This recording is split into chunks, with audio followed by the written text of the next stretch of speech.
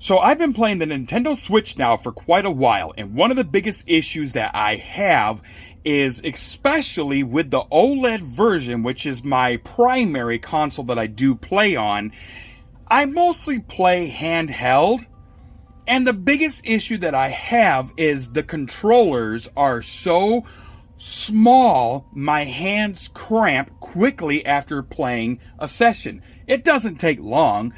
10-15 minutes and my hands start to cramp or I feel numbing in my palms. And it's from the fact that when you do play this right here, you have to hold it with your hands really gripped around it.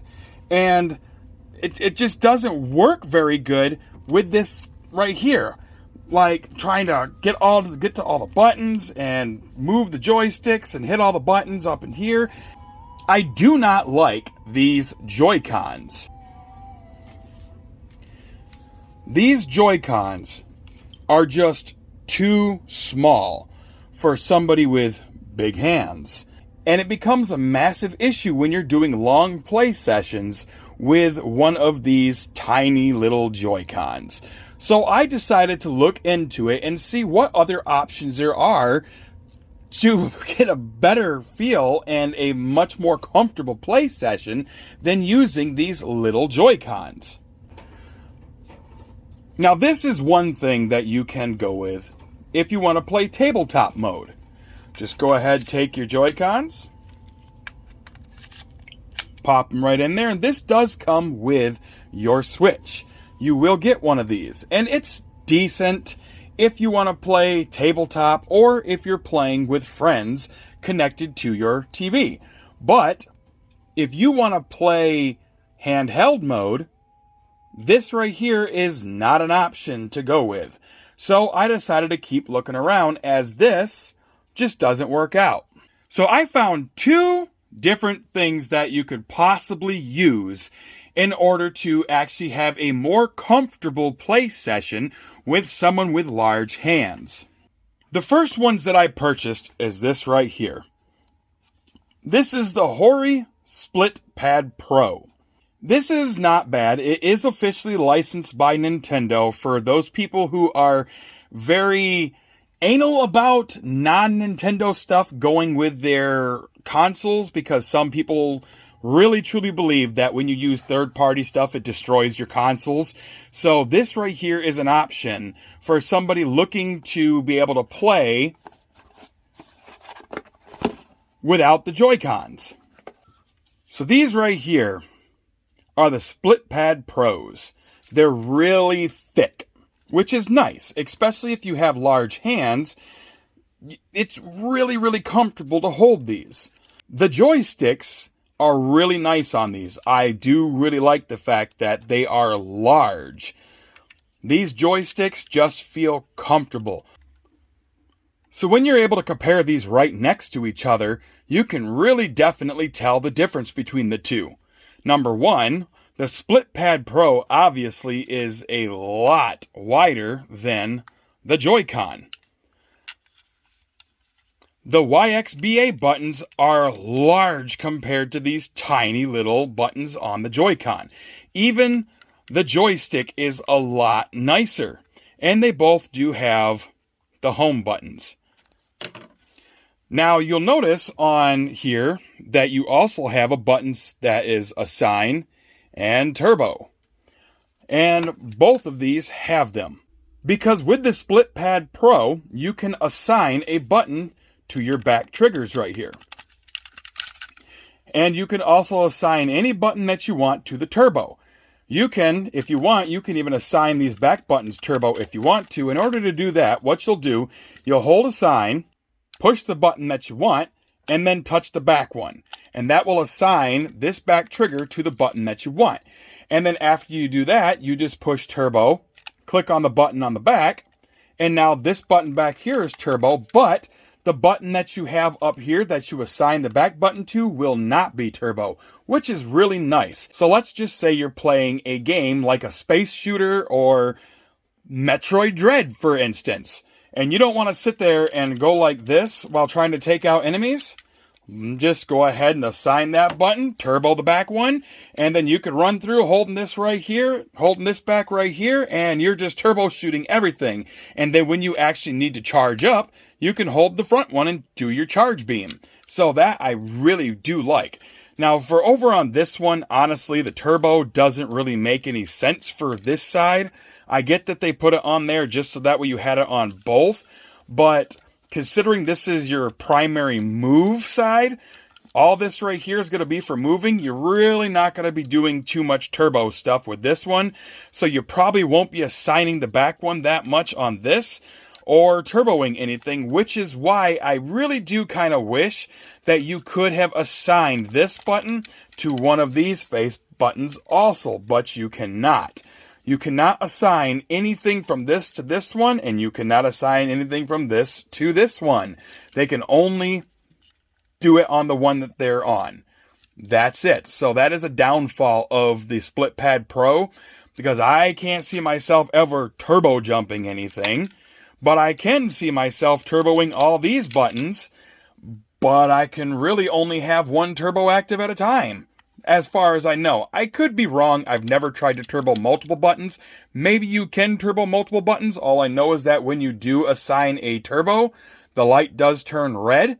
Now here is the Split Pad Pro actually connected to the Switch OLED. Everything works like it's supposed to. Everything works good. All the buttons are fine. Everything works out nicely. The feel is really, really good. And one thing I do like about the Split Pad Pro is, unlike the JoyCon that's clickety, clickety, clickety, clickety every time you do it, these buttons are a lot quieter. They're not super quiet, but they are a lot quieter than the JoyCons. So let's just say you're having a night session of gaming and you're laying next to your significant other and you're playing with the JoyCons. Most likely you're going to keep them awake by clickety click click click click click while you're playing the game. But with the Split Pad Pro, you really don't have to worry about that. They do make some noise. They do make some noise, obviously, but it's not as prominent as these. Now, while I do like the Split Pad Pro as they are large and they feel very comfortable in my hands, given the fact I do have larger hands, the Split Pad Pro does have some negatives to it. Given the fact the Split Pad Pro is solely meant for handheld, they're not chargeable, they're not connected via Bluetooth, they will only work while you are connected to your device. Home does not take it out of sleep. There have been a couple times that I have hit the home button and it did wake up from sleep, but I think it was just a fluke when it actually did it, because as you can see, I am hitting this and it is not waking up. So that is one downside to the Split Pad Pro. If you want to turn it on, you have to hit the power button first, then you can go ahead and go about your day playing your game. Another downside to the Split Pad Pro, which I don't understand for the massive size of this thing, there is no rumble feature in the Nintendo official Split Pad Pro. There is nothing in these besides the ability to use these back buttons. It's no HD rumble, no slight rumble, nothing. And I really honestly do not like that. I really don't. Because games like this right here, Luigi's Mansion, you have to find specific ghosts by the rumble feature. There's no other way to tell where the specific ghosts are except waiting for the pad to rumble.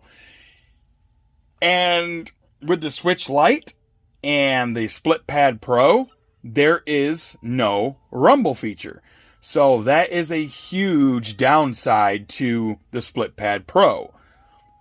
Now, I was doing some research around to find something that may be better than the Split Pad Pro, as it is really, really wide.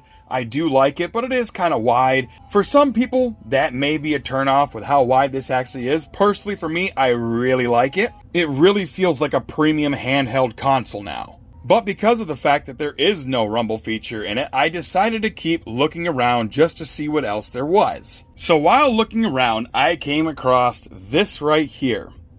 This is the Binbot controller.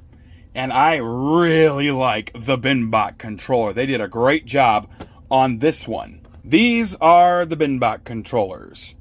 They're pretty much just like the Hori controllers, only they're not nearly as wide.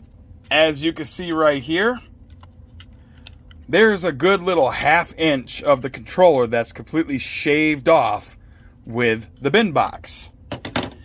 Now there is 2 different types of bin box out there, and I thought I got the right one, but I ended up not. I still like these, but I was a little disappointed. This one does not have the button on the back. There is a Binbot controller that does have the button on the back that you can go ahead and put whatever button that you want on this button back here. Now it is just like the Hori controllers where the button on the back only works with the one controller. Now I definitely have to say these will most likely be my go-to controllers when I play handheld, as I really enjoy these. Much like every other one, they just go ahead, slide right into place. The wonderful thing about the Binbot is, wake up! The Binbot does have wake up in it, so you don't have to hit that top power button. Just go ahead and hit that home button, and you're good to go. There it is. It's one thing I really do enjoy about this. It has these RGBs right around here on your thumbsticks, and they are customizable. That's really nice about that. So in order to customize your different color on this, you're going to go ahead and hit your turbo button and hit it once. See how that changed? Hit it again, changes color. You have to hold turbo at the same time, and it can change colors. I really like this. I go with the rainbow ones just because I think it looks nice. Now, the one thing I don't like about the rainbow ones is there's no way to actually get the rainbow to kind of spin around. I wish that it would have actually spun around kind of like what it does on a PC fan. But it's not a deal breaker. I do like it. It's still nice. And it does have turbo, so you can go ahead and hit your turbo button and set whichever button that you need for turbo.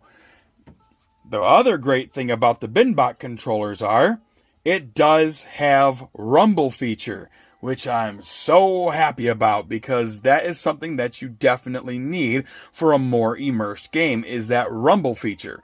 The fact that these Hori controllers did not have rumble is just honestly stupid. These should have had rumble in them, especially considering these controllers cost the exact same as these controllers, and these are officially licensed by Nintendo, yet they don't have rumble.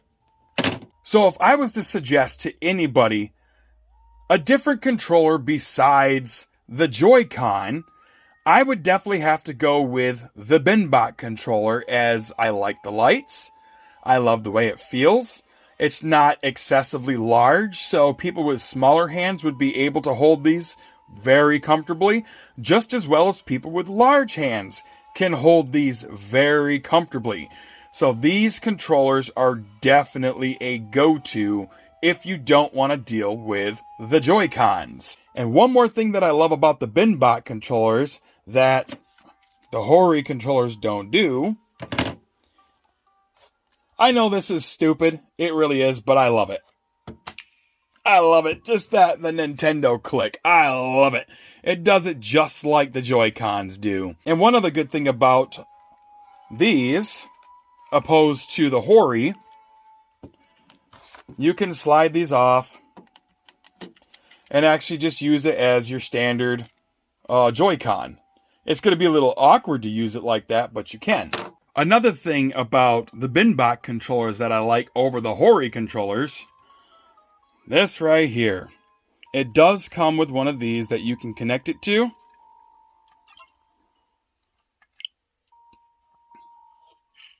And here you go. Just like your standard JoyCon controllers, this will work the exact same way. So if you do want to use this as another Pro controller, you can. I love the Binbot controllers. They are so much better than the Hori controllers. If you must have a Pokemon themed controller, then go ahead and get the Hori. But if you want one that's just all around better, that's a lot better than the Joy-Cons, better, comfortable feeling, just all around better, I would go with the Binbot. Definitely. These controllers are really, really nice. They did a great job on the Binbot controllers. I love them. I swear by them. And if anybody wants to know what controller to get, it's Binbot. Definitely. I really hope that this video definitely helped somebody out like me when I was searching for a different controller over the Joy-Cons. I really hope this video helped somebody out. If you like this video, hit the like button. Subscribe if you're not already. Thanks for watching. There'll be more to come.